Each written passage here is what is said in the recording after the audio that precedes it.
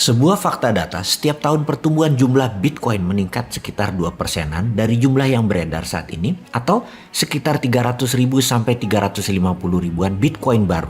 Diperkirakan sekarang sudah mendekati angka 18,9 juta dari target yang beredar 21 juta. Alias, kalau dihitung sederhana, di tahun 2030, 100% Bitcoin sudah stop, tidak ditambang lagi. Kalau hal ini bisa tercapai dan benar, tidak ada lagi penambahan Bitcoin beredar, Bitcoin bisa jadi game changing ekonomi dunia. Mengapa game changing? Kita semua tahu sekarang banyak negara yang sudah tidak lagi percaya meletakkan devisa negaranya dengan dolar, tetapi mulai menggunakan kembali emas. Dan jangan kaget, kalau banyak negara, terutama negara yang bervisi ke depan, akan menggunakan Bitcoin sebagai devisa negaranya.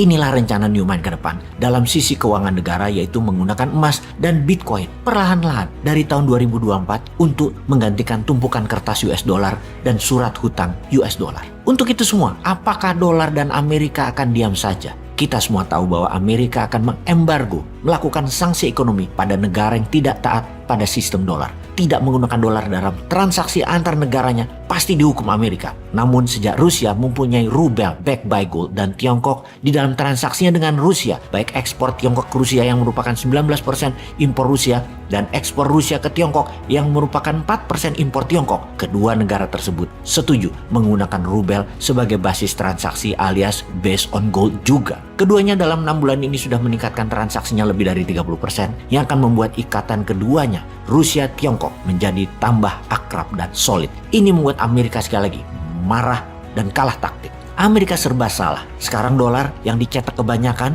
suku bunga tinggi, inflasi tinggi, dan dunia mulai melawan tidak pakai dolar, terutama negara-negara yang pro-Rusia yang mengakibatkan turunnya demand terhadap dolar. Sesungguhnya inilah masa untuk Indonesia, negara-negara yang terikat dengan dolar mulai bergerak melepaskan belenggu dolar. Boleh pakai rupiah backed by gold, boleh juga pakai rubel selama backed by gold. Rindu banget deh punya negara dan pemimpinnya yang kelas dunia, yang tahu masalah dunia dan tahu menyelesaikannya.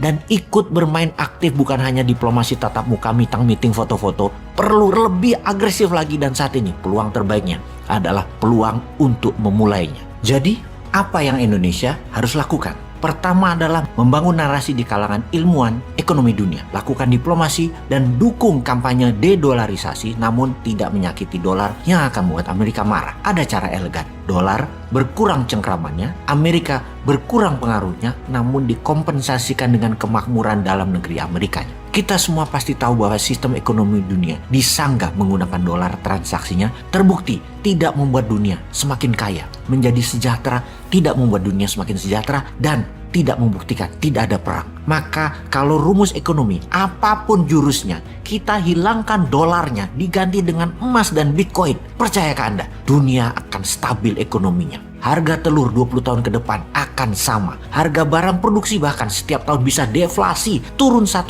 nilainya setiap tahunnya, sampai 20 tahun ke depan sebelum stabil selamanya. Dunia ini dari dulu punya mimpi. Harga barang nilainya tetap selama tahunan ke depannya. Dan dapat dipastikan selama pakai dolar dan dolar dicetak berlebihan dan dolar diedarkan dengan sistem hutang pakai surat berharga yang ada bunganya, lupakan dunia akan sejahtera. Solusi menggunakan currency backed by gold adalah yang terbaik, di mana langkah awalnya seperti apa yang MMT lakukan yang telah diterapkan di dinaran. Pakai berat emasnya dalam transaksinya, pakai gramasi emasnya aja sekalian, tak usah buat uang fiatnya lagi. Bisa transaksi fisik pakai micro gold untuk di bawah 1 gram, bisa pakai fisik emas juga di atas transaksi 1 gram, atau pakai digital seperti kita semua tahu. Transfer banking system merupakan transaksi 90% dari transaksi mata uang dunia. Dinaran adalah digital gold banking transaction, bukan hanya sarana jual beli emas. Di seluruh dunia, uang fiat fisik uangnya tuh hanya 20%